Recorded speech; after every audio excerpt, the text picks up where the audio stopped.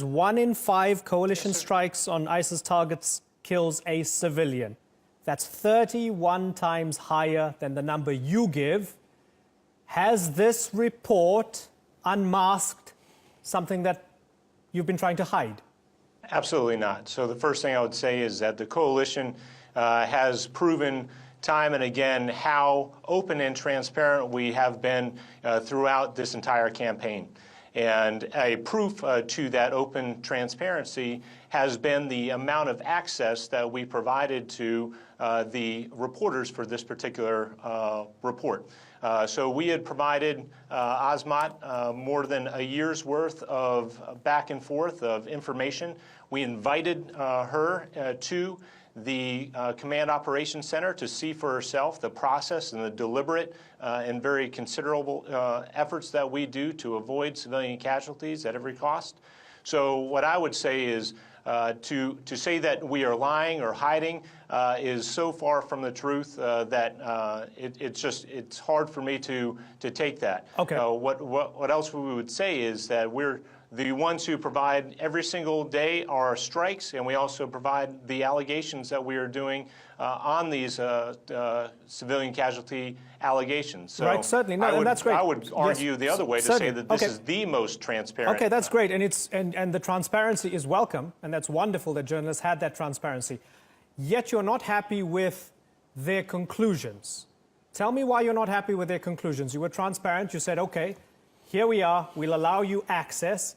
They did their research. They went through a very methodical search, and they came up with numbers that were far larger than yours. Tell me why you're not happy with their numbers. I didn't say that that we weren't happy with their report. They very much carry a lot of the efforts that we go through in our process. But what I would also say is that talking about the different layers of information that are provided, and they're not strictly one source or one way, which is human intelligence. There are layers of different intelligence that go into any time prior to conducting a strike, whether that's from a very precise artillery piece or from one of our aircraft that are delivering munitions. No, it's important that you say this. So that process, again, is the most... Fair enough, and I'm glad you said this, and I apologize for interrupting. I'm going to bring in Ahmed Rushdi in a moment, but it's interesting that you say you didn't say you're unhappy with the report, so then do you accept the findings that the numbers they've come out with, 31 times higher than the Pentagon's numbers, might be accurate, that these numbers might be worse, more innocent people might have died in the fight against Daesh than has been released by the DOD? Do you accept that? We do not, and we don't accept that because we don't know exactly how they extrapolated their numbers, and it was a very fine amount of numbers compared to all of the allegations and all of the strikes that we go through our process. We don't think it'll ever meet in as far as air wars or some of the other